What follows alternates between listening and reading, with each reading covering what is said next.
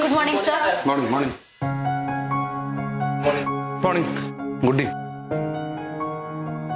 বলুন স্যার। এটা ক্লাসরুম নয়, এখানে তুমি আমার দাদাভাই বলতে পারো।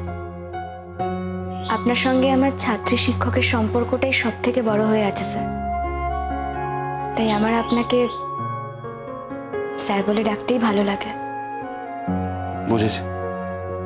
অভিমান? আমার কারোর উপরে কোনো অভিমান নেই। শোনো, তোমার হোস্টেল অ্যাকোমোডেশনটা হয়ে গেছে। হ্যাঁ, আমি প্রিন্সিপাল স্যারের ঘরে গিয়েছিলাম, উনি কথায় কথায় কিন্তু বলছিলেন তোমার কাছে খুব শিগগিরই নিশ্চয়ই খবর আসবে। হয়ে গেছে? হ্যাঁ, হয়ে গেছে বোধহয়। আমি প্রিন্সিপাল স্যারের ঘরে যাচ্ছি, চলো এখনই কথা বলে নেবে, কোনো অসুবিধা নেই। বাই দ্য ওয়ে, একটা কথা বলো, বাবা কেমন আছে? জেঠুমনি ভালোই আছে। হস্টেল অ্যাকোমোডেশনটা পেয়ে গেলে আমিও হস্টেলে শিফট করে যাব, তাহলে জেঠুমনিও কাল বাড়ি ফিরে যেতে পারবেন। আমি বুঝতে পারছি জেঠুমনি তো আগে কোনোদিন এভাবে বাড়ি ছেড়ে বাড়ির বাইরে অন্য কোথাও থাকেনি, তাই আপনাদের সবারই খুব খারাপ লাগছে। আমারও কিন্তু খুব খারাপ লাগছে। আপনি যদিও জানেন জেঠুমনি কেমন মানুষ, উনি কোনোদিনও নিজের মতের বাইরে কিছু করেন না। আমি অনেকবার বলেছিলাম জেঠুমনিকে, কিন্তু বাড়ির অনেকের হয়তো খারাপ লাগছে বাবা নেই বলে, কিন্তু বাবার দিকটা আমি বুঝতে পারছি গুড্ডি। বাবা এই অবস্থায় তোমাকে একা ফেলে কোথায় যেতেন, কিভাবে যেতেন? সম্ভব ছিল না। গুড্ডি, তোমাকে একটা কথা বলবো, মানে সুযোগ পেয়েছি তাই বলছি আর কি। বলুন স্যার। আমাদের বাড়িতে জোর কদমে পিকলুর বিয়ের প্রস্তুতি চলছে। মাম খেপে উঠেছে, ওদিকে শিরিনের বাবা মাও। সেটাই তো স্বাভাবিক, এটা তো হওয়ারই কথা। ওরাই বা কতদিন ধরে অপেক্ষা করে বসে থাকবে, এটাই তো হওয়া উচিত। যদিও আমি তো মাঝখান থেকে ঘাড়ে জুড়ে বসেছিলাম, তাই দেরি হয়ে গেল। আমি সেইভাবে বলতে চাই না, আমার ব্যাপারটা আলাদা। আমি যেটা বলতে চাইছি সেটা হলো যে ওদের বিয়ের পর তোমার যদি হস্টেলে থাকতে অসুবিধা হয়, তুমি কিন্তু আমাদের বাড়ি থেকে অনায়াসে থাকতে পারো। জানি না আমার প্রস্তাবটা তুমি কিভাবে নেবে। ডিভোর্স হয়ে যাওয়ার পরও স্ত্রী স্বামীর বাড়িতে গিয়ে থাকতে পারে। আপনার আমাকে কি মনে হয় আমি খুব অধিকারপ্রবণ? সব সময় সব জায়গায় নিজের অধিকার প্রয়োগ করতে চাই? আসলে উল্টোটা, মনে হয় না, কিন্তু যাতে তুমি প্রয়োগ করো সেই জন্য বললাম। এই প্রয়োগে আমার কি হবে? অধিকার খাটালে আমার কি কিছু হবে? আমি শুধু শান্তি চাই। আসলে কি জানো তো গুড্ডি, ও বাড়িতে তো আমরা সবাই আছি। বাবার একটা অদ্ভুত টান তৈরি হয়েছে তোমাকে ঘিরে। তুমি যদি চলে যাও, বাবা হয়তো ভালো থাকবে না। চলে যাব কেন? আমার সঙ্গে জেঠুমনির দেখা হবে। আমি সে কথা বলিনি গুড্ডি, দেখা হওয়া মানে তো একসাথে থাকা নয়, তাই না? আমার যেটুকু বাবাকে যেটুকু আমি চিনি, আমার মনে হয় বাবা বোধ হয় তোমাকে নিজের মতো করে তৈরি করতে চান। আসলে কি জানো তো, বাবা একজন খুব ভালো টিচার, খুব ভালো। তুমি যদি তোমার যাবতীয় শেখাগুলো, তোমার পড়াশুনো, মূল্যবোধ, এই সব কিছু শেখাটা যদি বাবার কাছ থেকে শেখো, তাহলে বোধ হয় তুমি তোমার মিশনটা সাকসেসফুল করতে দেরি হবে না, খুব তাড়াতাড়ি হয়ে যাবে। আমার আপাতত সেরকম কোনো প্ল্যান নেই। আমি যদি হস্টেলটা পেয়ে যাই তাহলে আমি হস্টেলেই থাকবো। তবে আমি জেঠুমনির সঙ্গে নিশ্চয়ই দেখা করতে যাব। উনি তো আমার বাবার মতো।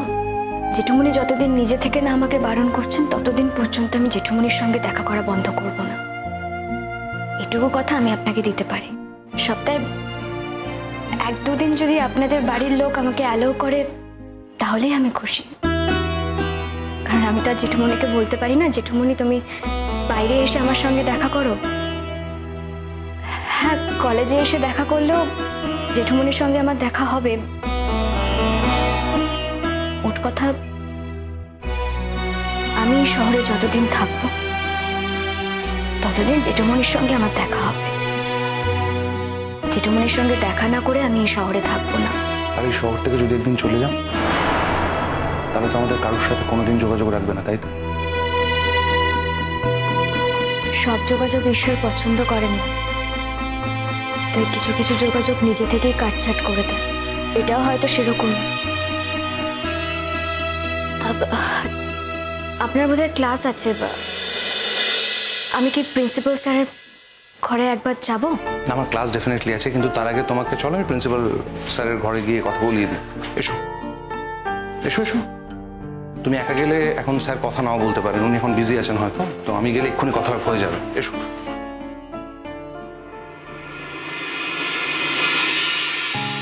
স্যার কি বিজি আছেন? না স্যার বিজি নেই, স্যারের মিটিং আছে, স্যার একটু পরে বেরিয়ে যাবে। আচ্ছা স্যার, আসবো? হ্যাঁ এসো এসো এসো। হ্যাঁ বলো, কি হয়েছে?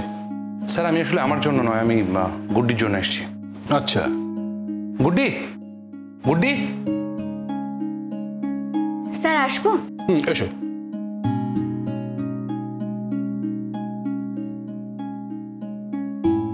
শোনো, তোমার হোস্টেলের অ্যাকোমোডেশনটা তো হয়ে গেছে, কিন্তু সেখানে একটা জটিলতা আছে।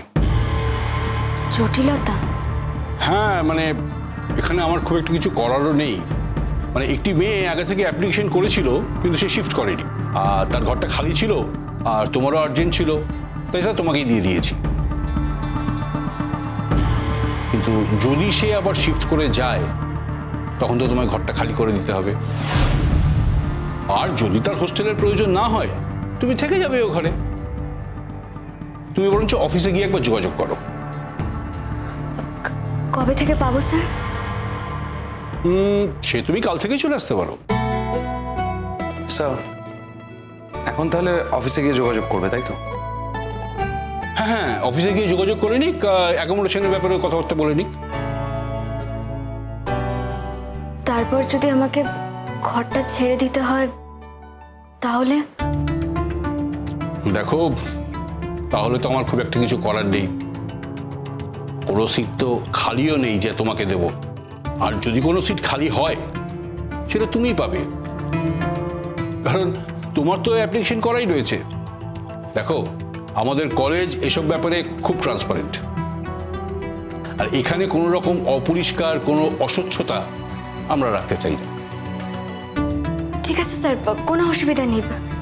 আমি যদি কয়েকটা দিন অন্তত থাকতে পারি, তারপরে দেখা যাবে। হ্যাঁ, অনেক স্টুডেন্টের তো বিয়ে হয়ে যায়, তারা ড্রপ আউটও করে যায়। যারা হোস্টেলে থাকে তাদের মধ্যে এটা ঘন ঘনই ঘটে, মানে প্রত্যেক বছরই এরকম একটা দুটো ঘটে। সেক্ষেত্রে ঘর খালি হলে তুমি ফার্স্ট প্রেফারেন্স, সেটা তোমার জন্যই অ্যারেঞ্জ থাকবে। আমি তাতেই খুশি স্যার।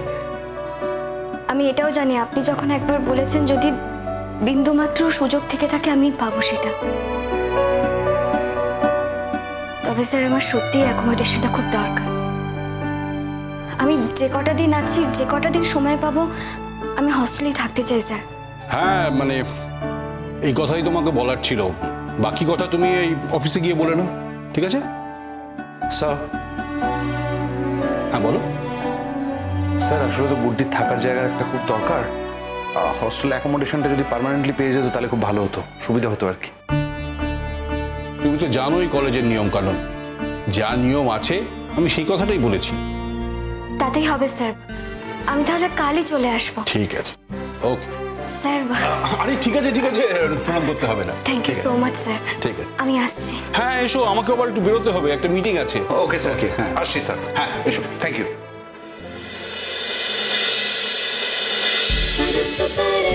गुड्डी गुड्डी